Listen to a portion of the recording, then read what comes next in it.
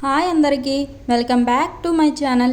ఈ తరం కోడలు మన ఈ ఉరుకుల పరుకుల జీవితంలో మనకంటూ కొంచెం సమయం కుదుర్చుకొని మన ఆనందం కోసం, మనశ్శాంతి కోసం మనం ఏదైనా నేర్చుకున్నాము లేదు విన్నాము అంటే అది మనకు ఉపయోగపడేదిలాగా ఉండాలి. లేదా మన జీవితంలో ఇప్పటి వరకు మనకు ఎదురుకాని సమస్యలు ఒకవేళ ముందు వస్తే మనం ఆ సమయంలో ఎలా నేర్పుగా ప్రవర్తించాలో అన్నదానిని కథల రూపంలో మనం చక్కగా తెలుసుకోవచ్చు. ఆ ఉద్దేశంతో మీ అందరి ముందుకు బారిస్టర్ పార్వతీశం కథ తీసుకువస్తున్నాను. ఈ స్టోరీ కనుక మీకు నచ్చినట్టయితే please like, share and subscribe to my channel. ఇంకా ఆలస్యం ఎందుకు, కథలకు వెళ్ళిపోదామా? మరి అలాగైతే నువ్వు అలా జారిపోకపోయేదానివా అని నేనన్నాను. అమ్మా అది కాదులేండి నా అభిప్రాయం అంది. ఇంతకు ఈ సొరంగం వస్తుందని కానీ, సొరంగంలో ప్రయాణ మర్యాదలు ఇలా ఉంటాయని కానీ నాకేం తెలుసు. నేనెక్కడి నుంచో పరాయి దేశం నుంచి వచ్చిన వాడిని. ఇంకా తగినంత అనుభవం లేదు. ఉంటే ఏం జరిగేదో అన్నాను. అలాగా, మీరు కొత్తగా వచ్చారా? విశ్వవిద్యాలయంలో చదవడానికి వచ్చారా? ఎంతకాలమైంది వచ్చి అని మౌనం విడిచి పుస్తకం మూసేసి నాతో సంభాషణలోకి దిగింది. ఏం పుస్తకం కట్టిపెట్టావేం? పుస్తకం అయిపోయిందా? నువ్వు ఏదన్నా పరీక్షకు చదువుతున్నావా? నువ్వు అంత దీక్షగా చదువుతుంటే పరీక్ష కన్నానులే. పరీక్ష గిరీక్ష నాకేమీ లేదండి. నేను ఒక వ్యాపార సంస్థలో స్టోనోగ్రాఫర్ని. సెలవులిచ్చినప్పుడు ఇలా ఎక్కడికైనా వెళ్ళి 4 రోజులు గడిపి వస్తూ ఉంటాను. ఎవరితోటి ఏ పరిచయం లేందే ఎవరితో ఏం మాట్లాడను. నాకింటి దగ్గర స్నేహితులు తక్కువే, అందులో మగ స్నేహితులు అసలే లేరు అన్నది. అదేలాగు నీలోట వాళ్ళలోట ఈ దేశంలో ఇటువంటి స్నేహాలు పిన్నల్లో పెద్దల్లో విశేషంగా కనిపిస్తున్నాయి కదా. నువ్విలా ఉన్నావంటే, ఏకాంతంగానే బ్రతుకుతున్నావంటే నమ్మలేకుండా ఉన్నాను. ఇటువంటి దానవు నీ వ్రతభంగముకైనా ఒప్పుగని నాతో సంభాషిస్తున్నావంటే చాలా సంతోషముగా ఉంది. మనం ఈ రైల్లో కలుసుకున్నాము గాని లేకపోతే నీ పరిచయం మరి కాస్త పెంచుకునే అవకాశం ఉండేది ఉభయులకు అన్నాను. ఇంతకు మీరెక్కడికి వెళ్తున్నారు అంది. నేను లా ట్రాంజా అనే కుగ్రామానికి వెడుతున్నాను. ఇంకనేం, నేను అక్కడికే వెళ్తున్నాను. మనమిద్దరి అభిరుచులు కలిసినట్టున్నాయి. మీరన్నట్టు వీలును బట్టి మన పరిచయాన్ని అక్కడ వృద్ధి చేసుకోవచ్చు. మీరిక్కడేదైనా బస ఏర్పాటు చేసుకున్నారా అంది. లేదు, అక్కడ హోటల్ ఉందన్నారు. అందులో గది తీసుకొని అక్కడ సదుపాయంగా ఉంటే వారం రోజులు ఈ ప్రశాంత ప్రదేశంలో ఉందామని వచ్చాను అన్నాను. అలాగా, సరే, ఎలాగైనా అంతా సాయంకాలానికి సముద్ర తీరానికి వస్తారు కదా, మనం అక్కడే కలుసుకోవచ్చు అని అంటుండగా మేము దిగవలసిన స్టేషను రానే వచ్చింది. మేం దిగి ఎవరి దారిన వాళ్ళు వెళ్ళిపోయాం. నేను అనుకున్న హోటల్కి వెళ్ళి గది కావాలని అడిగాను. వాళ్ళు చాలా సందేహిస్తూ ఒక చిన్న గది ఇచ్చారు. అప్పటికి సుమారు సాయంకాలం 5 గంటలవుతుంది. నేను సామాను గదిలో పెట్టి ఊరు చూద్దామని బయలుదేరాను. అక్కడ ఇక్కడ తిరిగి కాసేపు సముద్ర పొడ్డున తిరిగి 7 గంటలకు మళ్ళీ హోటల్కు చేరుకున్నాను.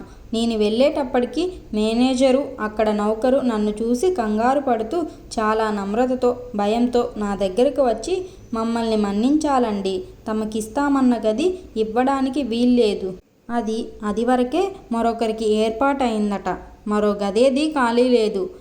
మీరింకో చోట ఎక్కడైనా ప్రయత్నం చేసుకోండి అని అన్నాడు. వాళ్ళు చెప్పింది నిజం కాదని తెలుస్తూనే ఉంది. ఆ మాటే వాళ్ళతో అన్నాను కూడాను. మీరు చెప్పింది నిజం కాదని స్పష్టంగా మీ ముఖాలే చెబుతున్నాయి. ఎందుచేతనివ్వరు? హోటలుకు వచ్చిన వాళ్ళకి గది ఇవ్వననడానికి మీకేం అధికారం ఉన్నది? ఇక్కడేమైనా వర్ణ విచక్షత ఉన్నదా? అటువంటి ఉంటే ముందెలా అంగీకరించారు అంటూ దడదడ ఈ ప్రశ్నల పరంపరలు కురిపించేటప్పటికి వాళ్ళు నిర్ఘాంతపోయారు. అక్కడ నుంచి వాళ్ళు కాళ్ళబేరానికి వచ్చారు.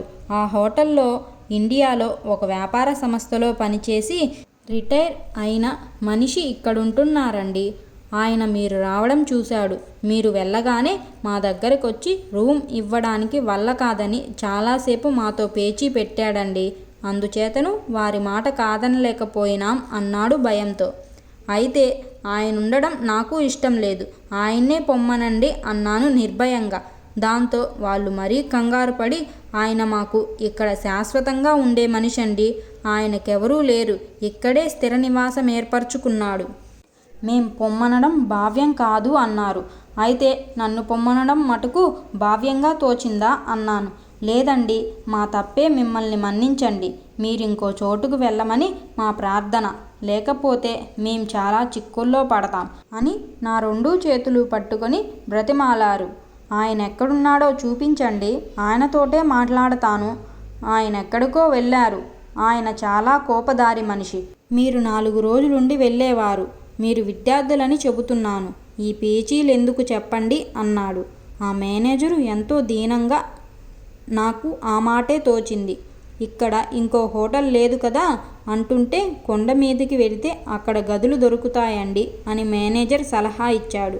సరే, అయితే నేను వెళ్ళే ప్రయత్నం చేస్తాను. గది దొరికితే వెడతాను, లేకపోతే ఈ రాత్రి ఇక్కడ పడుకొని ఉదయాన్నే వెళ్ళిపోతాను.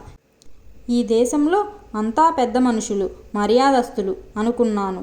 నా అంచనా తప్పని ఇప్పుడు తెలుసుకొని విచారిస్తున్నాను అని బయటకు వెళ్ళిపోయాను. ఎక్కువ ప్రయాస లేకుండానే ఒక రైల్వే పోర్టర్ ఇంట్లో ఓ గది సంపాదించాను. ఆ తరువాత సామాను తీసుకొని ఇక్కడ గృహప్రవేశమయ్యాను. అంత ఎక్కువ పరిశుభ్రముగా లేకపోయినా ఏదో మోస్తరుగా కొంచెం వీలుగానే ఉన్నది. ఇంటి యజమానురాలు భార్యాభర్తలు నన్ను చాలా గౌరవంగా చూశారు. హోటల్లో జరిగిన సంగతి విని చాలా విచారించారు. సరే, అయిందేదో అయిపోయిందని ఇక్కడొక వారం రోజులు ఉండడానికి నిశ్చయించుకున్నాను. ఇక్కడ వాతావరణం చాలా బాగున్నది. ఎంతో ప్రశాంతంగా ఉన్నది. ఏ విధమైన ధ్వనులు లేక చాలా బాగున్నది. నిశ్శబ్దంగా ఉంది. ఇలా 4 రోజులు కులాసాగా గడిచింది. 1-2 సార్లు సముద్ర తీరాన రైల్లో నాతో ప్రయాణం చేసిన అమ్మాయి కనపడ్డది. ఎంతో కులాసాగా, హాస్యంగా, నేర్పుగా, నొప్పింపక తానొవ్వక అన్నట్టు కబుర్లు చెబుతూ వచ్చింది. ఆ రోజు రాత్రి బసలోకొచ్చి నేను భోజనం చేసిన తరువాతను ఒక తమాషా జరిగింది. అందరికీ చెప్పవలసిన విషయం కాదు గాని తప్పదు గనుక చెబుతున్నాను. నాకు మలబద్ధకం ఉండేది. చాలాసేపు దొడ్లో కూర్చోవలసి వచ్చేది. ఉదయాన్నవితే తక్కిన వాళ్ళందరికీ ఇబ్బందిగా ఉంటుందని నా కార్యక్రమం రాత్రికి అలవాటు చేసుకున్నాను. ఇక్కడ వాళ్ళు కనిపెట్టారా సంగతి. ఇక్కడ ఉన్న ఇబ్బంది ఏమిటంటే, దొడ్లోకి వెళ్ళడానికి ఇంటివారి వంటగదిలోంచి వెళ్ళాలి. నేను రోజూ ఇలా వెళ్ళే వేళకు వాళ్ళు భోజనాలు చేసుకొని అన్ని పనులు ముగించుకొని భార్యాభర్తలు కబుర్లు చెప్పుకుంటూ నా రాకపోకలు నవ్వుతూ గమనిస్తుండేవారు. ఆ గదిలో కుళాయి లేని కారణాన నేనొక చిన్న జగ్గుతో నీళ్లు తీసుకుని వెళ్ళేవాడిని, సాధ్యమైనంత వరకు వాళ్లకు కనబడకుండా.